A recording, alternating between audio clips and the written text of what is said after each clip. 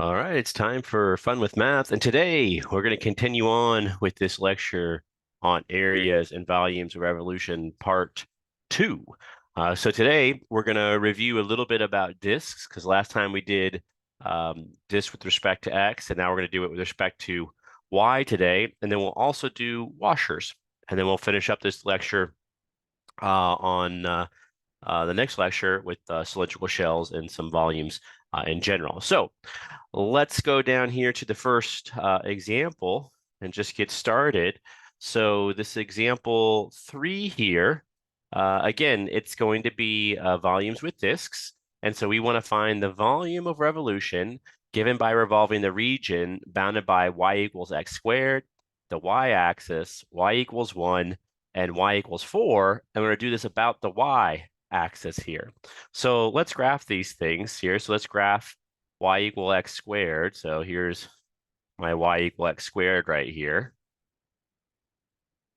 And then the y-axis. So the y-axis is just the y-axis here. So here's my y-axis. And then I have y equal to 1. So here's y equal to 1. And then I also have what? I have y equal to 4.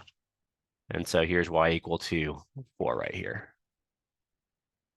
And so hopefully you can see the region right here in between. So there's my region right there. And I'm going to revolve that around this y-axis. So when you do that, hopefully you can kind of see what's going to happen. When you revolve this around, we're going to get this sort of three-dimensional solid here, which is like a bowl, basically.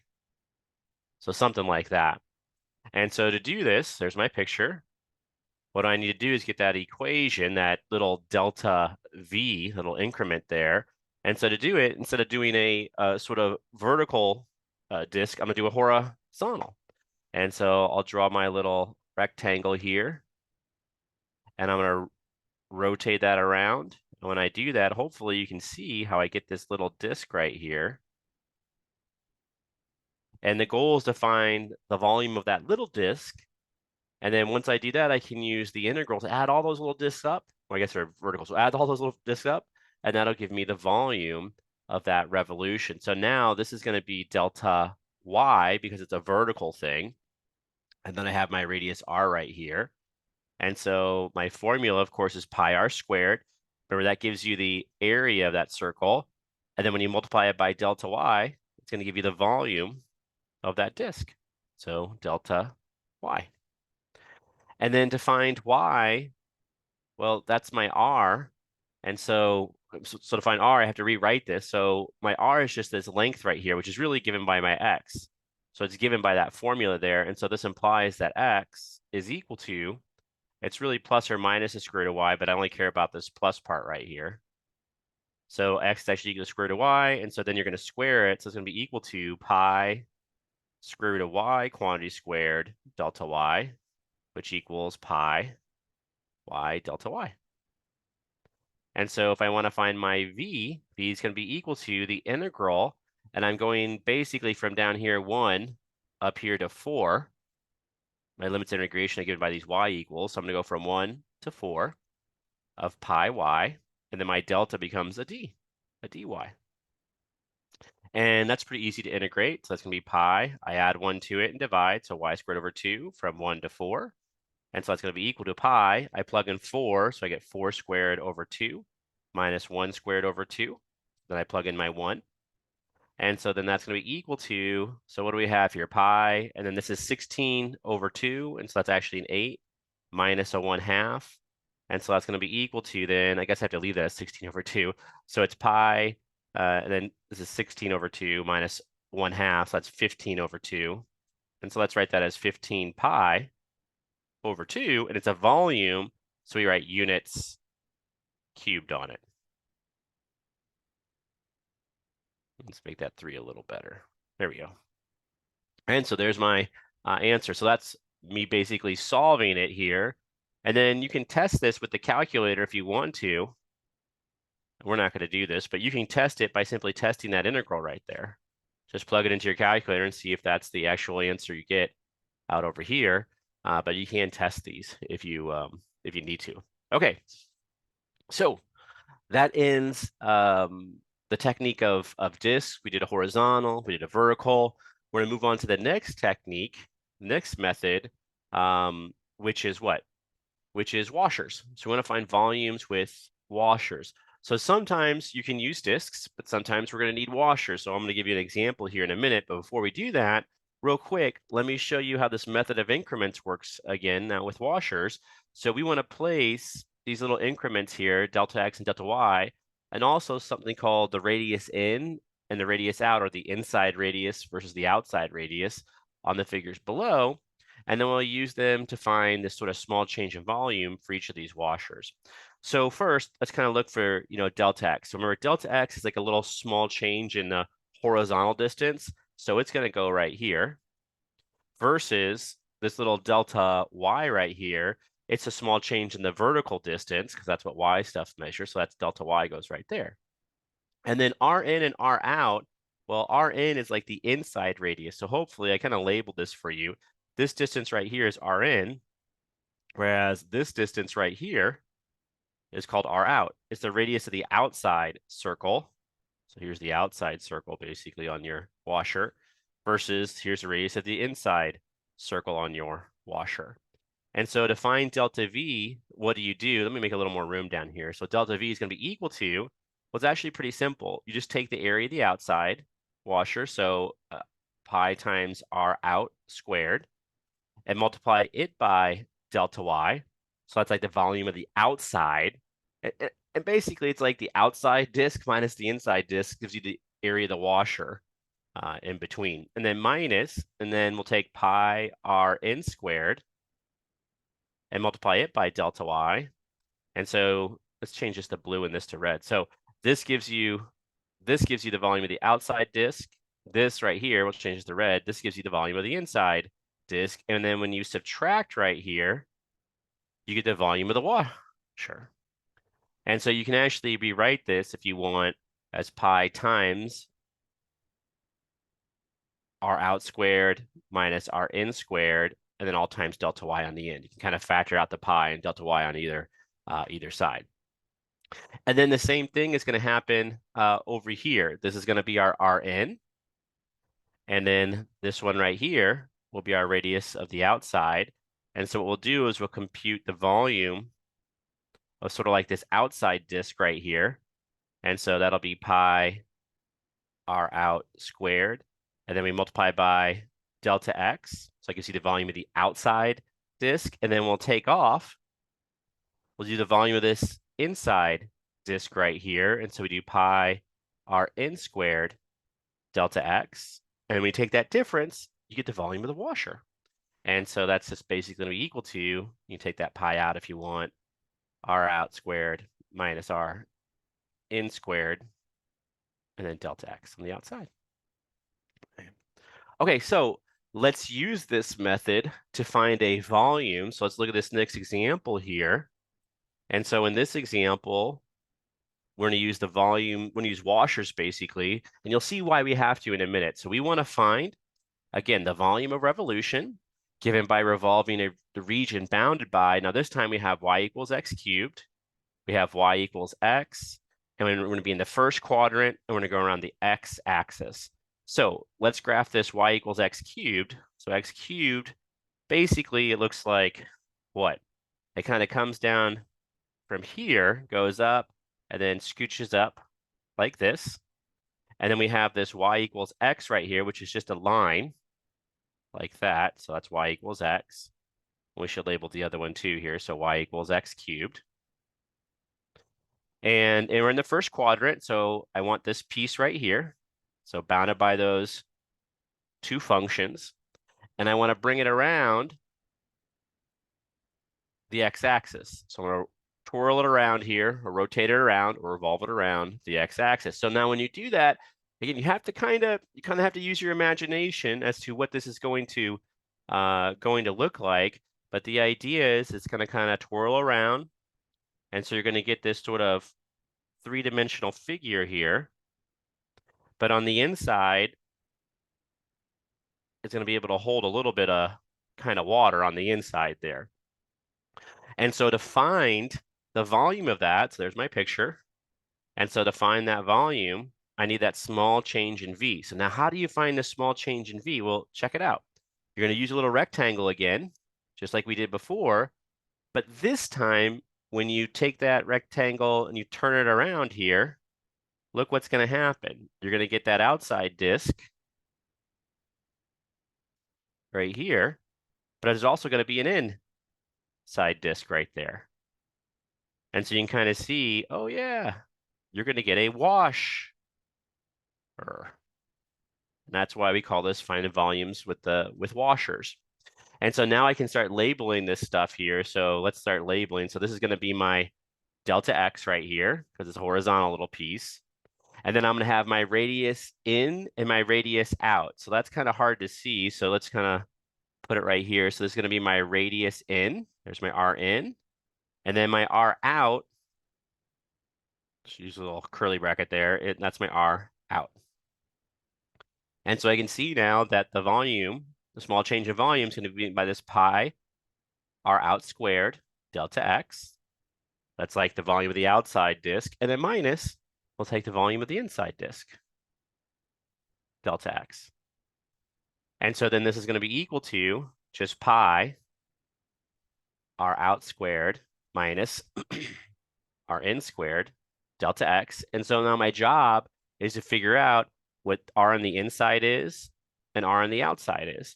So to find R on the inside, notice R on the inside comes from this function right here, which is given to us by x cubed. So my Rn, I'll write it right down. My Rn down here is just equal to x cubed. Whereas my R out, so what's my R out given by? My R out is given by this function right here, this height, which is just x. So my R out is just equal to x. And so over here I can plug in, so I have pi. My R out was x, so I'll square it, so x squared, minus my Rn squared, so it's x cubed, and when you square x cubed, you get x to the 6, and then I have my delta x. And so now I can come down and write my formula for the volume. V is going to equal the integral, and here I have to figure out it goes from what to what. Well, it's pretty clear it goes to 0, but I have to figure out this intersection point right here. So to do that, I'm going to take these two functions and set them equal to each other. So I'll take x cubed and set it equal to x, and I'm going to solve that. And so the easiest way to solve that is just to move x over to the other side and factor out. So you get x squared minus 1 equal to 0. You can factor x squared minus 1, so x minus 1 times x plus 1. So you actually get 3 answers here. You get x equal to 0, x equal to 1, and x equal to -1. But you really don't care about that one because that's not in the first quadrant. So here are your 2 answers. That's this 0. And then this point here must be input 1, and the output's also 1. And so you're going to go from 0 to 1, basically. So integral from 0 to 1 of pi, and then times x squared minus x to the 6. And my deltas all become these sort of d's here.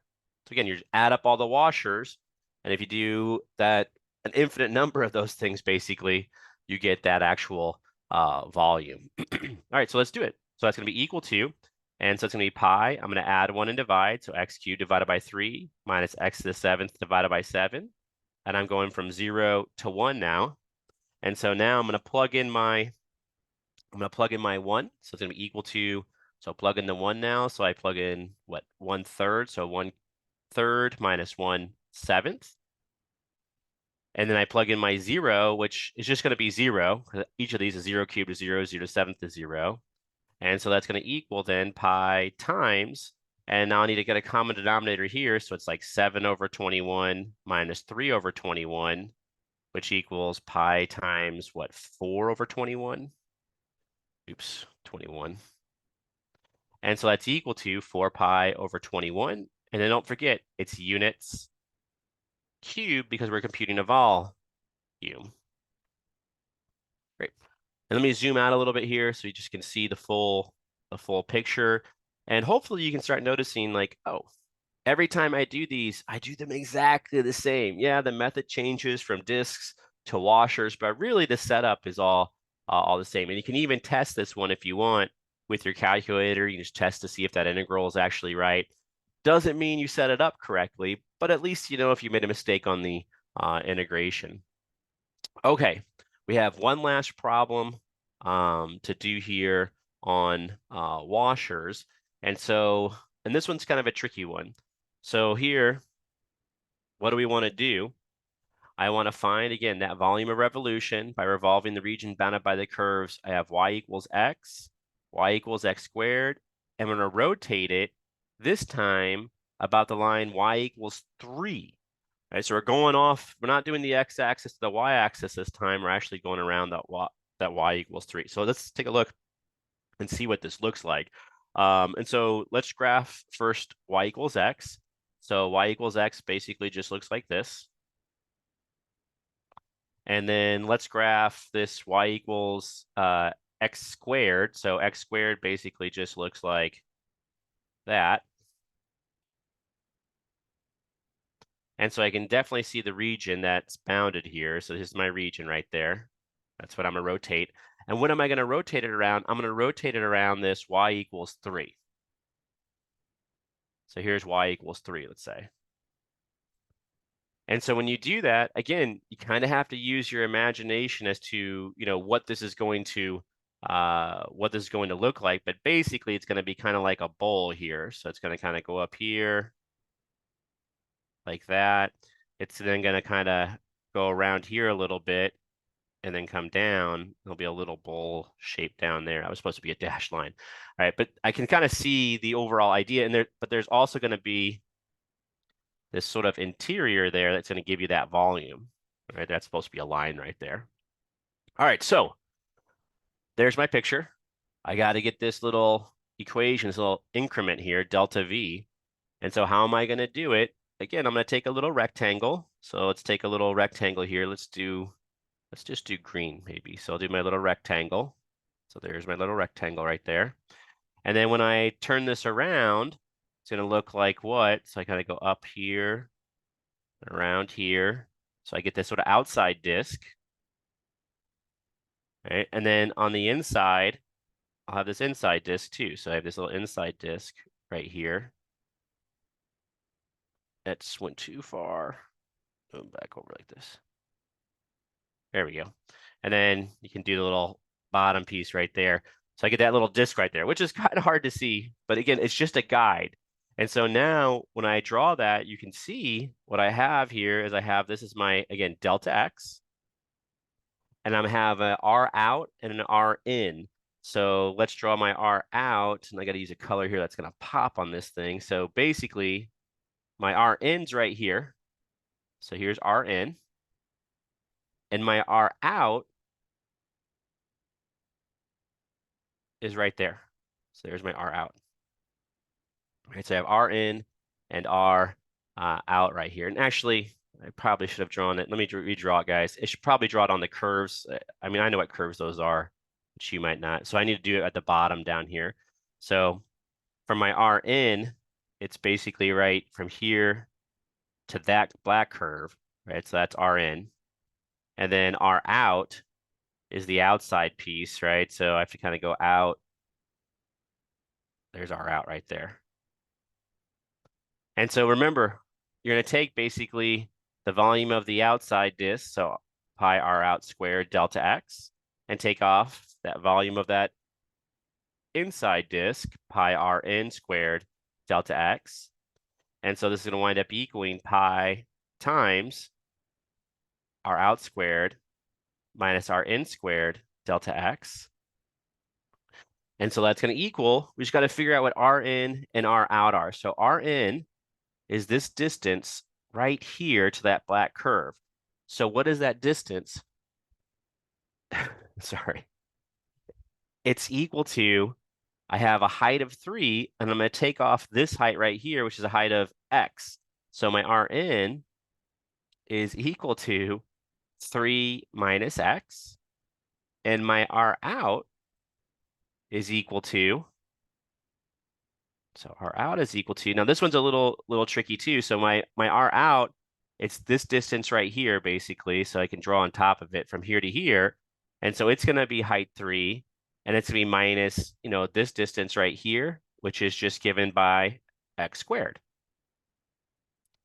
And so over here, I get pi times, and I have 3 minus x cubed quantity squared. That's my r out squared, minus 3 minus x quantity squared, and then delta x. And so now I need to integrate that. So my v is going to be equal to the integral, and I have to figure out my limits of integration here. So basically, again, I have to figure out when these two functions cross. So I take x squared and I set it equal to x. And so x squared minus x is equal to 0. And so x times x minus 1 is equal to 0. So that tells me x is either equal to 0 or x is equal to 1. And so right here I have 0 to 1. And so I'm going to do integral from 0 to 1 of pi. And then all times this 3 minus x cubed quantity squared minus 3 minus x quantity squared dx. And now my job is to integrate all this out. Now, in order to integrate all this, I'm going to have to multiply all this stuff out. So let's multiply that out because it's just really one big polynomial here. So if you multiply out this first term, what do you get? You're going to get 9 minus 6x cubed plus x cubed. And if you multiply this out, you're going to get minus here, and you'll have 9 minus 6x plus x squared. And so if you bring this all together, looks like the 9s are going to cancel, which is kind of nice. So that's going to cancel. And I'm going to get negative 6x. Oops, this is to 6, guys. That's x cubed times x cubed. So minus 6x cubed plus x to the 6. And then I have a minus, so bring the minus sign through here. So I have a plus 6x. And then I have a minus x squared. And so this is going to be equal to the integral from 0 to 1 of pi times negative 6x cubed plus x to the 6. And let's write this in the right order. So x to the 6 minus 6x cubed plus 6x, oops, missed the minus x squared, minus x squared plus 6x dx. All right. I already see I made a mistake. All right, so we have to fix this. So I was looking at x cubed. It shouldn't be x cubed. I guess I was on the last problem. It should be x what, guys? X squared. So help me out here. All right, we'll fix that. That's a square. That's a square. Which does what? That makes this a square. Right? It makes that a fourth power. So here, this is going to be a fourth power. All right, so we can fix that. So that's a fourth power. This is going to be 6x squared, right? Which means down here, we can erase some of this stuff. All right, so over here, we're going to get what? And so this is all gonna change. Let's just erase this right here. All right, that way I can stop making these mistakes, okay? So I have x to the fourth. That's this guy here. And I have a minus 6x squared. Then when you distribute that minus sign here, you're going to get a minus 6x or plus 6x. And then when you distribute that minus sign, you get a minus x squared. And so when I have x to the fourth minus 7x squared, and now plus 6x. So let me check, make sure I got this right. We're good. Okay. So now we're good. And so now what do we have? We have to integrate this. And so basically, you're just going to add 1 and divide. So we have pi x to the fifth over 5 minus 7x cubed over 3. And then plus, this will just be 3x squared because the 2 comes down and gives you that 6x when you take the derivative. And you're going from 0 to 1. And then what's nice about this is we're going to plug in the 1. But notice if you plug in the 0, everything's going to go away. So basically, you're going to get pi. And then all times, we'll plug in 1 here and get 1/5 minus 7/3 plus 3. And then minus, when you plug in 0, you just get 0 out because each of these terms, basically 0, 0, and 0. And so then this is going to be equal to pi times, and I guess we need a common denominator of 15 here. So we have 3 over 15 minus 35 over 15, and then plus, what is that, 45 over 15? And so then that's going to be equal to, so I have 45 minus 35, which is 10, plus 3, which is 13. So 13 over 15. And then I have a pi right there, and units cubed, because you are computing a volume. So let's zoom out on that one, because that's a kind of tricky one. And so on this one, you know, really the hard part, and again, you can test this if you want. So it's me solving it here. So you can test this with the calculator, but the tricky part is trying to figure out what R in and R out are going to be. And so to do that, you really have to draw the picture and you really have to focus in here and, you know, look at like this Rn is this distance right here. And to find that distance, you take the height of 3 and you subtract off the height below it given by that black graph. So it's like 3 minus x gives you the distance in between. Versus for R out, you basically have height 3, but you're subtracting off the blue graph, right? And the blue graph is given to you, the height's given to you by x squared. So that's why it's 3 minus x squared. All right, that's all I got for today.